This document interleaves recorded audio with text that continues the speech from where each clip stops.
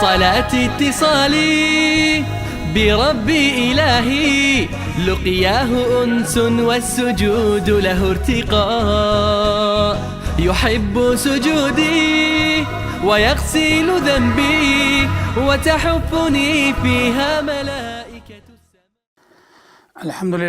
الحمد لله على حلمه بعد علمه وعلى عفوه بعد قدرته، والصلاة والسلام على سيد الأنبياء والمرسلين وعلى آله وأصحابه وسلم تسليما كثيرا. أما بعد، فأعوذ بالله من الشيطان الرجيم. بسم الله الرحمن الرحيم. إذا زلزلت الأرض زلزالها وأخرجت الأرض أثقالها وقال الإنسان ما لها يومئذ تحدث أخبارها بأن ربك أوحى لها يومئذ يصدر الناس أشتاتا ليروا أعمالهم فمن يعمل مثقال ذرة خيرا يره ومن يعمل مثقال ذرة شرا يره. صدق الله العظيم. Respected viewers, welcome back to our program Understanding Your Salah, where we look at those surahs that normally the imams and the musallis read in our salah to be able to understand and maybe concentrate better in salah. Last week we did the beginning ayats of Surah Zilzal. I'm not going to go into a very lengthy explanation of what was done last week, but very briefly, we said Surah Zilzal equivalent to half of the Quran. The first verse speaks about the violent shaking of the earth which will signal the end of time. إِذَا زُلْزِلَتِ الْأَرْضُ زِلْزَالَهَا. We spoke about the root word of zilzal, what it means. To slip. And it means, the reason why it slipped, because the earth will be trembling so much that a person will not be able to maintain his balance. وَأَخْرَجَتِ الْأَرْضُ أَثْقَالَهَا. And the earth will throw forth its burden, whatever it contains in its bosom. وَقَالَ الْإِنسَانُ مَا لَهَا. Human being will say, what is wrong with the earth today that is doing this? And the earth, تُحَدِّثُ أَخْبَارَهَا. It will relate all its information because Allah has commanded it. بِأَنَّ رَبَّكَ أَوْحَى لَهَا. Because Allah has commanded it to do so. So Allah Ta'ala says the earth will take out all its burden. We gave three meanings of this. Very briefly, I won't go into it in detail. First, all the bodies in there will be taken out by. The second thing is, all the natural mineral resources, the wealth of the earth will be put forth. It will be lying in heaps and no one will pay any attention to it. Therefore, last week, if you would recall, we gave the poem of Imam Shafi rahmatullah alayhi. فَإِنَّكَ وَاجِدٌ أَرْضًا بِعَرْضٍ وَلَكِنْ لَمْ تَجِدْ نَفْسًا سِوَاهَا. O human being, for the sake of wealth, don't break relationship. You will get other wealth. You will get another land. But you will not get another relationship. And you will not get your dignity back if you break your dignity for the sake of wealth. So this is the second meaning. And the third meaning is يَوْمَئِذٍ تُحَدِّثُ أَخْبَارَهَا. That what the earth will relate whatever happened on it. So if anything good happened on it, the earth will relate. And anything bad happened on it, the earth will relate and bear testimony both positively and negatively. Towards the end, very briefly, I made mention of one thing, and that is that our Ustad Maulana bin Nuri rahmatullah alayhi used to say that when you are in the plane, and the plane is going at a tremendous speed, and it is traversing through the horizon, make zikr. Read tilawat, because all the time you are reading and doing and remembering Allah and glorifying Allah, all that earth that you are traversing through, it will bear testimony that you read ayat and you read Quran in that particular space. And that is why you find many of the ulama, they used to read nafil salat at different locations. So you see them reading, they faras, they step backwards, then they step backwards, they go read another place. Why? And you ask them, what is the reason? They will tell you, the reason is, the more places we read salat in, the more it will bear testimony on our behalf on the Day of Judgment. Sometimes you are in a place where there is complete, bush. Go and read 2 rakats namaz there.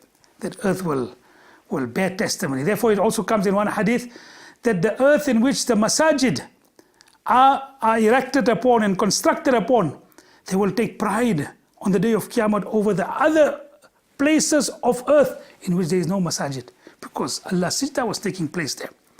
يَوْمَئِذٍ تُحَدِّثُ أَخْبَارَهَا. Another important point, that don't do something here that will lead to regret on the Day of Judgment. Don't do something. And in this regard, I heard one of our scholars giving this very amazing incident. I think it was about Professor Akbar Allahabadi, one of the, he or his father or his family or the rectors of the Aligarh University. So when he was small, he went to study. Now in those days when you used to go and study, you used to go and study for a whole decade. And you didn't come, home every day or every week or even every year. When we were studying, we used to come home once in 2-3 years. Then of course it came that every year people used to come back to study. When they were abroad, they used to come every year at the time of Ramadan holidays. Now people study here in South Africa because there are institutes here. Sometimes you come home every day. Sometimes you come home every week. So here Professor Akbar was going to study abroad. So he was going to study for a long time because they never had that he was going to come back after every year. He'll come back after a decade after he completes his studies. So because of that, his father was like trying to please him. You're going to go for such a long period of time. Tell me what you want. He was a young boy. Normally he was about to start off his study, maybe at that time 12, 13 years. Now he asked for something that was equivalent to that period of time, what you want at the age of 12 and 13. What do you want at the age of 12 and 13? Comparatively to a person who wants something at the age of 20, maybe it wasn't this age where even the youngsters and the old are all playing same games, So nevertheless, he asked for something like a small toy.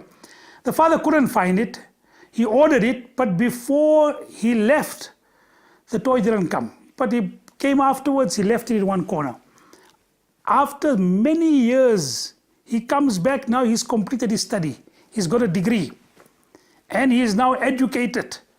And everyone has come to meet with him. The man who went for many years back, now he has come back completed his studies.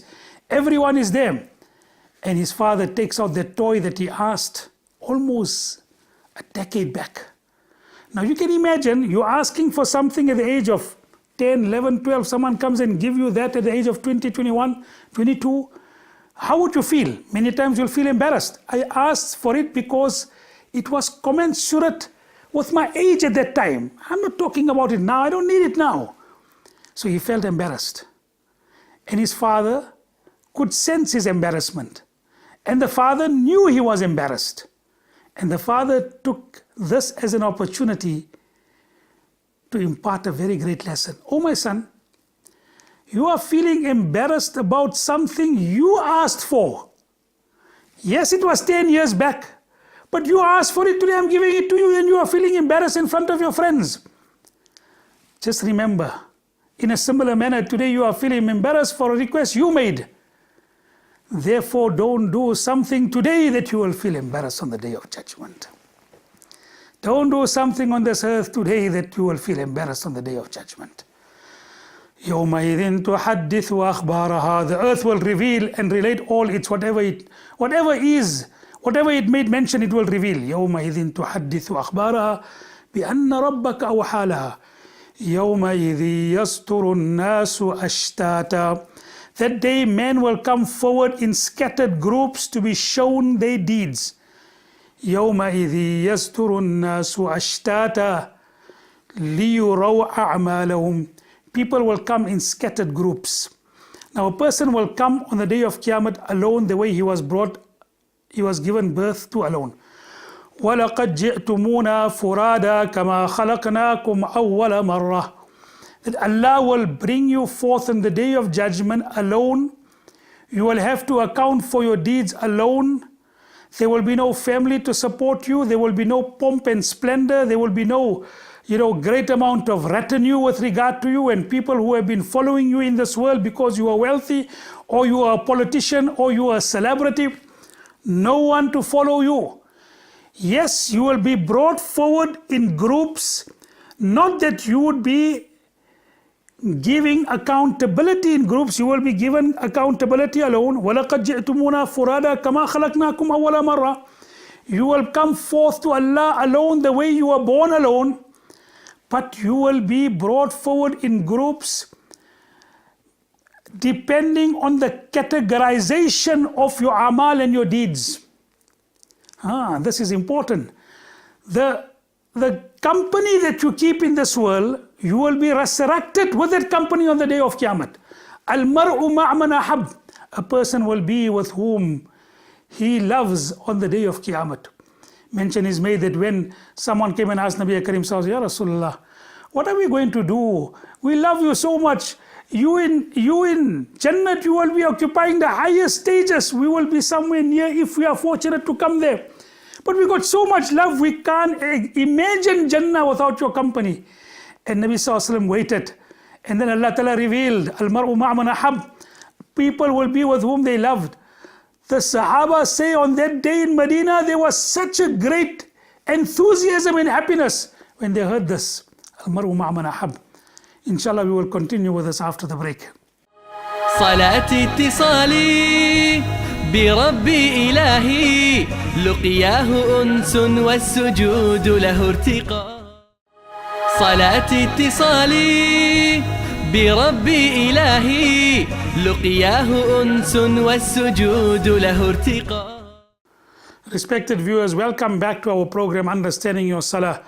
Prior to the break, we were speaking about the ayat in Surah Zilzal, يَوْمَئِذِ يَسْتُرُ النَّاسُ أَشْتَاتًا لِيُرَوْا أَعْمَالَهُم. That on that particular day of judgment, Allah subhanahu wa ta'ala will bring forth people in scattered groups to be shown their deeds. And we said, although a person will be brought forth alone to account for his deeds, وَلَقَدْ جِئْتُمُونَا فُرَادًا كَمَا خَلَقْنَاكُمْ أَوَّلَ مَرَّةٍ, he will also be brought forward alone but part of a group according to his categorization of what he used to do. We related the background of the hadith, Al-mar'u ma'man ahab, a person will be with whom he loves on the day of Qiyamah. And there will be people. Therefore it comes in one hadith that Mu'adh ibn Jabal radiyallahu ta'ala anhu will lead the ulama into Jannah. So the ulama will be in a group.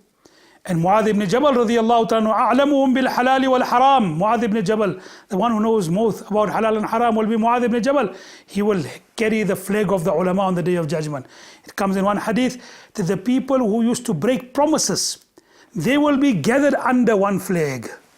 These are the people who used to break their promises. These are the people who used to let people down by going against their word. So people will be categorized. يَوْمَئِذِ يَسْتُرُ النَّاسُ أَشْتَاتًا لِيُرَوْا أَعْمَالَهُم. People will be brought forward scattered. And this is what رَبَّنَا إِنَّكَ جَامِعُ النَّاسِ لِيَوْمٍ لَا رَيْبَ فِيهِ. Oh Allah, you will gather people together on the day of Qiyamah in which there is no doubt. So people will come forth first to account on their own, but also part of the groups. And of course, Allah makes mention of those groups in various places in the Holy Quran. أُولَٰئِكَ أَصْحَابُ الْمَيْمَنَةِ. These are the people on the right hand side. أُولَٰئِكَ أَصْحَابُ الْمَشْأَمَةِ وَامْتَازُوا الْيَوْمَ أَيُّهَا الْمُجْرِمُونَ. O people who have done evil, you get away from here. You are separated. You are not with the good. Here you can get away by being part of the good despite your hypocrisy or despite the fact that you do not feel comfortable with good people. But yet on the day of Qiyamah, you won't be able to do so. So Allah subhanahu wa ta'ala says, we will bring people in scattered groups according to their classification of their deeds. And then Allah ta'ala says, فَمَن يَعْمَلْ مِثْقَالَ ذَرَّةٍ خَيْرًا يَرَهُ. Whoever does an iota of good will see it in front of him on the day of judgment. وَمَن يَعْمَلْ مِثْقَالَ ذَرَّةٍ شَرًّا يَرَهُ. Whoever does a mithqal, a little bit, dharra means an iota. And in some riwayats, dharra means a speck of dust. Normally you can't see that speck of dust. And you want to understand it, the Arabs used to say the dharra means that little bit of dust that you see in the sunlight. So you're standing in the sunlight sometimes and there's a little bit of dust and you see it only in the splendor of the sun. You see that little bit of dust. That is dharra. Or in one riwayat, the Arabs used to say dharra was like the ant's egg. First of all, the ant itself is so small, and then the egg of the ant, what will it be? So Allah Ta'ala says, فَمَن يَعْمَلْ مِثْقَالَ ذَرَّةٍ خَيْرًا يَرَهُ. Whoever does even a little bit of good will see it on the day of Qiyamah. And whoever does even the most minute evil will see it in front of him. This ayat is one of the most unique and comprehensive verses of the Holy Quran, according to the Mufassir of the Quran, Abdullah ibn Mas'ud. Anas radiallahu anhu used to say, one of the most unique and one of the most comprehensive verses of the Holy Quran is this. فَمَن يَعْمَلْ مِثْقَالَ ذَرَّةٍ خَيْرًا يَرَهُ. Whoever does a dharra, a little bit, an iota of good, will see it before him on the day of Qiyamah. وَمَن يَعْمَلْ مِثْقَالَ ذَرَّةٍ شَرًّا يَرَهُ. Whoever does an iota of evil will see it before him on the day of Qiyamah. Dharra means a very minute detail. Now in this we find, firstly, Allah Ta'ala says whoever does a little bit of good will see it in front of him. Now one important point with regard to good is so important that good is not what you and I regard as good. You and I have our own definition of good. Good is what Allah defines as good. Allah is the one that will define. Otherwise, sometimes the deed might seem so great. The deed might seem so great, but it has no value in the eyes of Allah because it was not done for the sake of Allah. Or it was done not according to the dictates and the way and methodology which has been prescribed by Allah subhanahu wa ta'ala. Therefore Allah in the Holy Quran warns us in Surah Kahf, قُلْ هَلْ نُنَبِّئُكُمْ بِالْأَخْسَرِينَ أَعْمَالًا. Should we not tell you the greatest loser in terms of his deeds on the day of Qiyamah? الَّذِينَ ظَلَّ سَعْيُهُمْ فِي الْحَيَاةِ الدُّنْيَا. That the person who has been led astray, who is doing wrong, وَهُمْ يَحْسَبُونَ أَنَّهُمْ يُحْسِنُونَ الصُّنْعَ. But he feels that he is doing right. The greatest loser on the day of Qiyamah will be that person. فَمَن يَعْمَلْ مِثْقَالَ ذَرَّةٍ خَيْرًا يَرَهُ وَمَن يَعْمَلْ مِثْقَالَ ذَرَّةٍ شَرًّا يَرَهُ. So first, good is that defined by Allah. And this, the very important point in this, do not regard any good deed as insignificant. And do not regard any guna and sin as insignificant. Imam Zainul Abidin rahmatullah alayhi, the great grandson of our beloved Nabi Kareem sallallahu alayhi wasallam, the son of Hazrat Imam Hussain radiyallahu ta'ala anhu, he makes mention that he one day gave advice to his son. Viewers, this is one of the most amazing advices that you can ever hear. He said, "Oh my son, Allah has kept His pleasure in good deeds. Don't regard any good deed as insignificant. Perhaps the deed you are regarding as insignificant is the very deed in which Allah has kept His pleasure." Let me repeat it again. Allah has kept His pleasure in good deeds. Don't regard any good deed as insignificant. Perhaps the deed you are regarding as insignificant might be the very deed in which lies Allah's pleasure. Oh my son, Allah has kept His anger in disobeying Him in sin. Oh my son, do not regard any deed and any sin as insignificant. Perhaps the sin you are regarding as insignificant is the very sin in which lies Allah's anger and displeasure. Then the third thing, slightly off the topic but very interesting. Oh my son, Allah has hidden His friends amongst people. Don't regard any person as insignificant. Perhaps the person you are regarding as insignificant may be the very same person who is befriended by Allah. He is Allah's wali, you don't know. 3 advices. Don't regard any good deed as insignificant. Perhaps Allah's pleasure which lies in good deeds might be in that very same deed you are regarding as insignificant. Don't regard Allah has kept His displeasure in sin. Don't regard any sin as insignificant. Perhaps the very sin you are regarding as insignificant might be the very sin that in that particular sin lies Allah's anger, wrath and punishment. Do not regard any human being as insignificant, because Allah has hidden His servants and His slaves and His awliya amongst people, and perhaps the person you are regarding as insignificant might be the very same person whom Allah subhanahu wa ta'ala has befriended, and he is the wali of Almighty Allah subhanahu wa ta'ala. Therefore it comes in a hadith in Bukhari Sharif that do not rate any good deed as insignificant, even if it is a glass of water that you pour from a bucket and you give someone, and even if it's a smile in the face of your next Muslim.